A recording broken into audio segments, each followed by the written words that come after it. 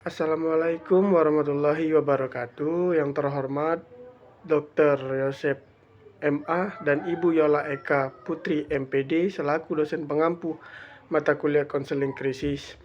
Sebelumnya perkenalkan, nama saya Sony Harilsyah dengan NIM 0607 1382 227102. Saya dari kelas Palembang BK Angkatan 22. Di sini saya akan menjelaskan materi yang saya pahami tentang pernikahan, kehamilan, dan persiapan menjadi orang tua muda pada remaja. Materi yang saya pahami tentang pernikahan, kehamilan, persiapan menjadi orang tua muda pada remaja yaitu pernikahan, kehamilan, dan menjadi orang tua adalah tahapan kehidupan yang pada hakikatnya memerlukan kematangan, baik secara emosional, sosial, maupun ekonomi. Ketika tahapan tersebut dialami oleh individu yang masih berada dalam usia remaja, maka yang terjadi adalah benturan antara tuntunan kedewasaan dan keterbatasan perkembangan psikososial. Yang pertama itu fenomena pernikahan dan kehamilan pada usia remaja. Secara umum, masa remaja adalah fase transis antara masa kanak-kanak menuju dewasa. Dalam fase ini, individu mengalami perkembangan pesat, baik secara biologi, kognitif, maupun psikososial. Namun perkembangan tersebut belum disertai dengan kematangan penuh dalam aspek pengambilan keputusan, pengendalian emosi, serta pemahaman terhadap pengambilan keputusan.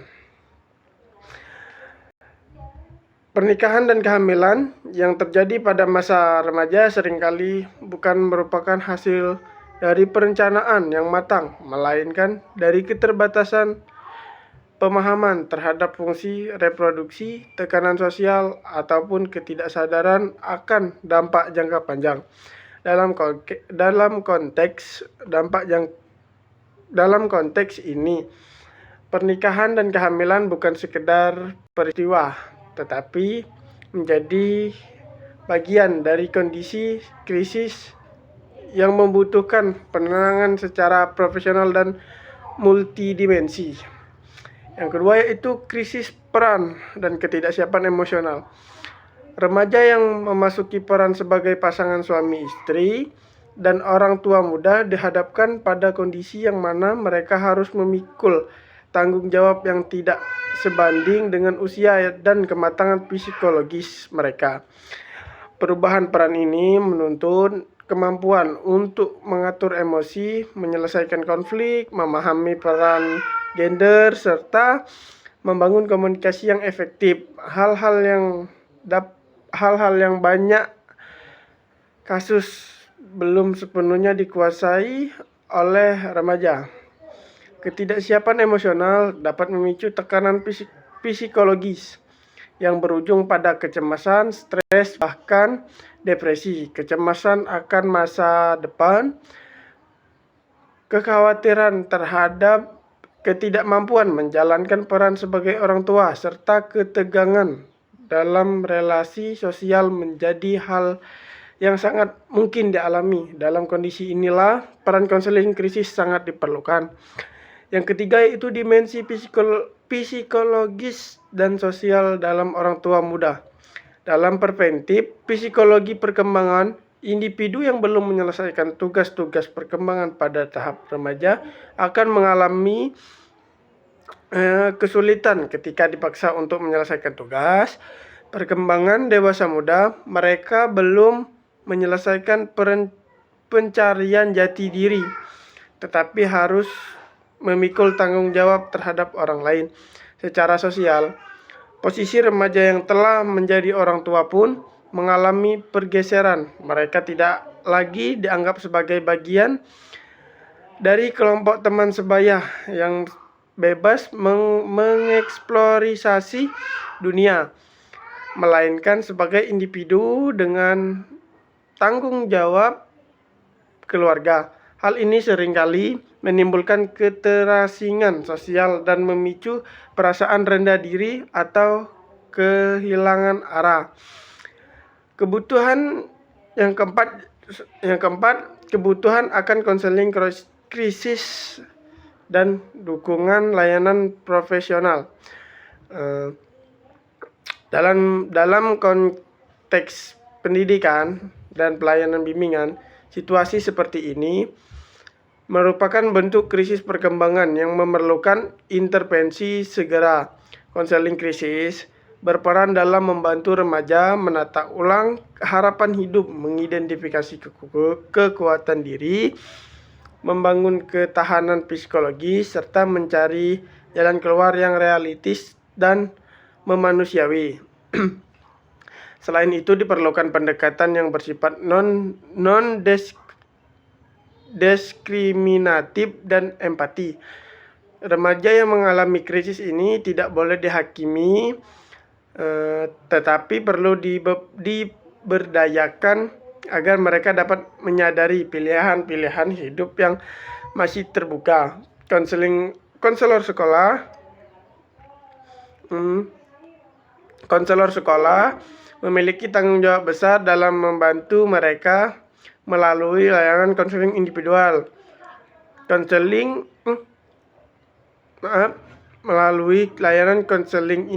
individual, konseling kelompok, maupun dukungan sistematis melalui kolaborasi dengan pihak sekolah, keluarga, dan masyarakat. Yang kelima, pentingnya edukasi, pencegahan, dan perencanaan masa depan. Pernikahan dan kehamilan pada usia remaja tidak dapat dilepaskan dari pentingnya edukasi seksual dan pendidikan kehidupan keluarga sejak dini. Pendidikan ini bukan sekedar menyampaikan informasi biologis, tetapi juga membekali remaja dengan keterampilan hidup, pemahaman tentang tanggung jawab, serta kemampuan membuat keputusan yang bijak. Upaya pencegahan melalui layanan bimbingan dan konseling harus diintegrasikan secara sistematis ke dalam kurikulum sekolah. Remaja perlu diajak berdialog tentang makna cinta, tanggung jawab, masa depan, dan pilihan hidup. Selain itu, keluarga juga harus menjadi ruang pertama yang terbuka dan mendukung dalam memberikan pemahaman yang sehat tentang relasi, keintiman, dan nilai-nilai hidup. Nah, yang keenam itu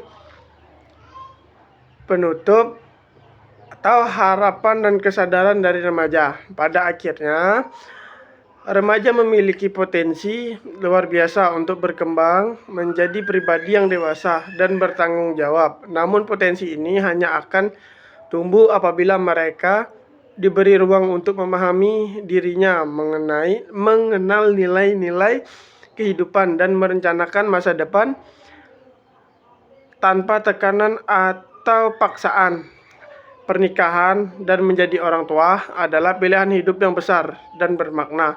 Namun ketika pilihan tersebut dilakukan, bukanlah kebahagiaan, melainkan potensi krisis yang mendalam. Oleh karena itu, mari kita ciptakan lingkungan yang mendukung remaja untuk tumbuh, belajar, dan memilih dengan bijak. Mungkin itu saja materi yang Sani pahami tentang pernikahan, kehamilan, dan persiapan menjadi orang tua muda pada remaja di mata kuliah konseling krisis. Mungkin itu saja. Sani akhiri. Assalamualaikum warahmatullahi wabarakatuh.